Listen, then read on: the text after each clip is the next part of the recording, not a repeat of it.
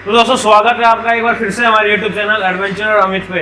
आज मैं आपको बताने जा रहा हूँ कि ऐसी तीन कौन सी मिस्टेक्स है जो अक्सर लोग करते हैं एक लद्दाख बाइक ट्रिप को प्लान करते वक्त या लद्दाख जाने के बाद। तो ये तीन बहुत ही इंपॉर्टेंट चीजें हैं जिनको अगर आप ध्यान रखते हो तो आपकी राइड स्मूथ हो जाएगी घर से निकलने से लेकर घर वापस आने तक। तो जानने के लिए इस वीडियो को देखें एंड तक और सब्सक्राइब करें इस चैनल को।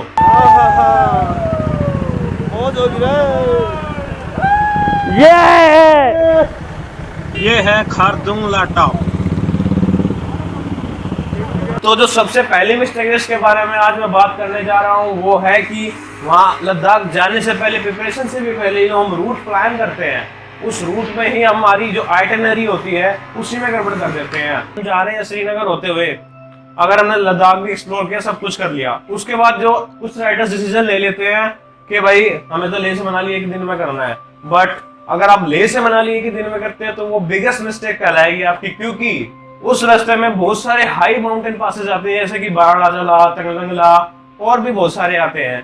तो हाइट एकदम से बढ़ेगी घटेगी तो पूरी बॉडी की वाट लग जाएगी। वाट लग जाएगा मतलब एएमएस का शिकार आप हो ही जाओगे। आप इसका मतलब ये नहीं है कि आप अगर लद्दाख में कुछ दिन घूम चुके हो तो आपको हिट नहीं करेगी, वहां भी हिट कर सकती है, ऐसा मत सोचो आप कभी, क्योंकि बॉडी को थोड़ा टाइम चाहिए होता है। अगर मान लो आप एक हाइट पे गए तो वहां पे थोड़ा सा बॉडी को टाइम चाहिए वहां के हिसाब से ढलने के लिए। उसके बाद अगर नीचे उतरे हो तो वहां भी टाइम चाहिए, तो वो टाइम ही नहीं मिलेगा। आप एक ही दिन में सब कुछ कर लोगे ऊपर नीचे जाके और फिर आपकी बॉडी की पूरी वाट लग जाएगी।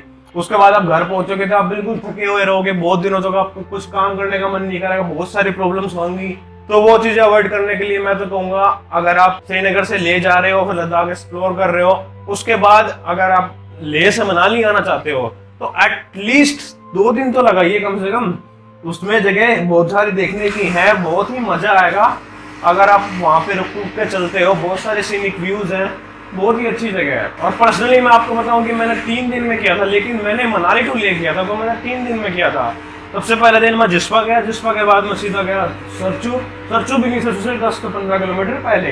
तो उसके बाद हम सीधा ले पहुंचे क्योंकि उस रास्ते में ऐसे जितना देखने का हमें इतने व्यूज नहीं मिले और रोड्स भी थोड़े अच्छे थे तो हम ले भी जल्दी पहुंच पाए, इसलिए ज्यादा प्रॉब्लम हुई नहीं। तो दोस्तों चलते हैं सेकंड इंपॉर्टेंट पॉइंट पे जो कि है लगेज।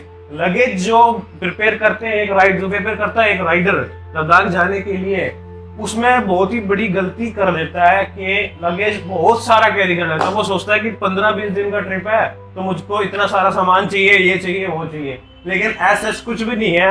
अगर आपके पास राइडिंग गियर है तो आप राइडिंग गियर पहन के चलो और आपके मोस्ट ऑफ द डेज जो है राइडिंग गियर के साथ ही निकलने वाले हैं। अगर मनाली आप एक्सप्लोर करते हो तो एक दिन वहां पे हो गया आपका, वहां के लिए एक टी शर्ट हो गई, ठीक है, टी शर्ट या शर्ट जो भी आप कैरी करना चाहते हो जो भी आप पहनते हो। उसके बाद अगर एक दिन हो गया आपका लेह एक्सप्लोर कर लिया एक दिन, उसके बाद एक दिन अगर हम काउंट और करें श्रीनगर का, अब इसका मतलब ये है कि आपको 3 जोड़ी शर्ट या टी शर्ट चाहिए इन टोटल जो कि बनती है।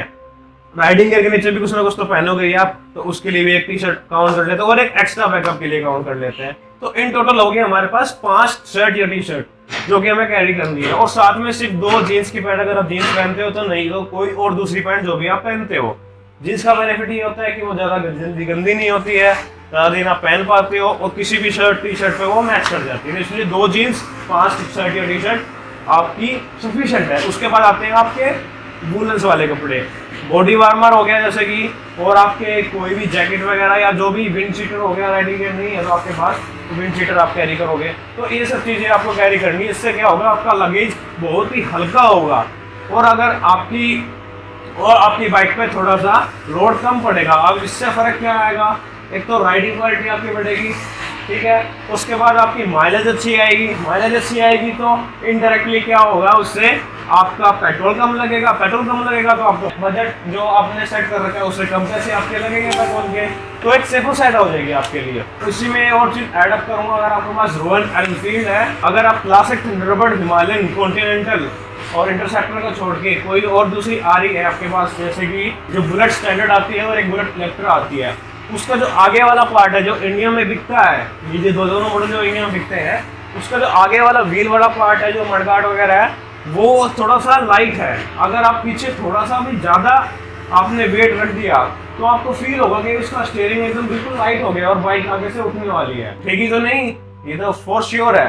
बट आपकी राइडिंग क्वालिटी तो खराब होगी ना, आपको मजा नहीं आ रहा। जो फिर एक रॉयल एनफील्ड का जो एक मजा होता है, उसका थंब के मजे और उसके जो राइडिंग के मजे होते हैं, वो तो मिला ही नहीं ना, तो वो फील तो आई नहीं, तो क्या फायदा। इसलिए आप लगेज कम रखिए। तो आते हैं तीसरे पॉइंट पे, जो कि वो भी बहुत ज्यादा इंपॉर्टेंट है। अगर आपके पास टाइम कम है, मान लो आपने अपना लद्दाख ट्रिप प्लान किया 10 दिन में, लेकिन आपकी जो आइटिनरी है उसमें आपने कवर कर लिया सब कुछ लेके सारे प्लेसेस आ गए, पूरा लद्दाख आ गया, उसके बाद आप श्रीनगर भी अडॉप्ट कर दिया, वहां भी आपने टाइम लगाया, सब कुछ कर दिया। तो इससे दोस्तों होगा क्या, आप सिर्फ भागम भाग रहोगे, भागम भाग। इससे क्या होगा, आपके पास सिर्फ मोस्ट ऑफ द टाइम आपका होगा ना, उसमें आप बस राइड करते रहोगे, आप कोई भी एक्सप्लोर ढंग से नहीं कर पाओगे।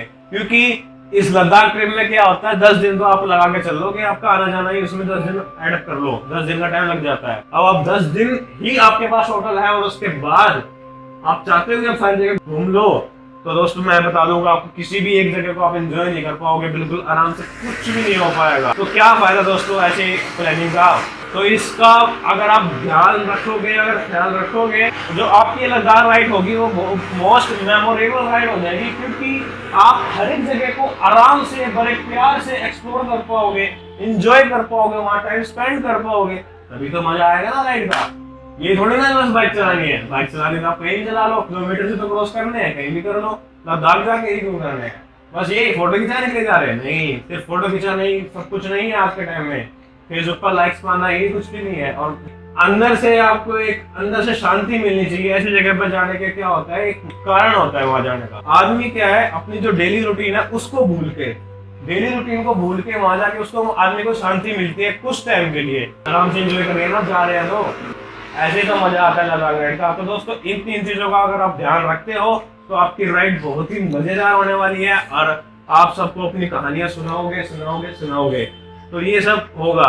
आशा करता हूँ दोस्तों कि आपको ये वीडियो पसंद आई होगी। अगर पसंद आई है तो प्लीज लाइक एंड शेयर तो बनता है ना, और उसके बाद अगर आप मेरे चैनल पर नए हो तो प्लीज सब्सक्राइब भी कर दीजिए। आपका कोई और क्वेश्चन है तो प्लीज कमेंट में बताइए, और आपकी क्या आइडेंटिटी थी, आपने क्या मिस्टेक्स की थी, अगर आप कर चुके हो लद्दाख तो प्लीज फिर भी आप कमेंट्स में मुझे बताइए, ताकि मेरी भी थोड़ी नॉलेज बढ़े, और जो और व्यूअर्स आ रहे हैं जिनको इस साल जाना है लद्दाख, उनको भी थोड़ी सी हेल्प मिले। Thanks for watching this video.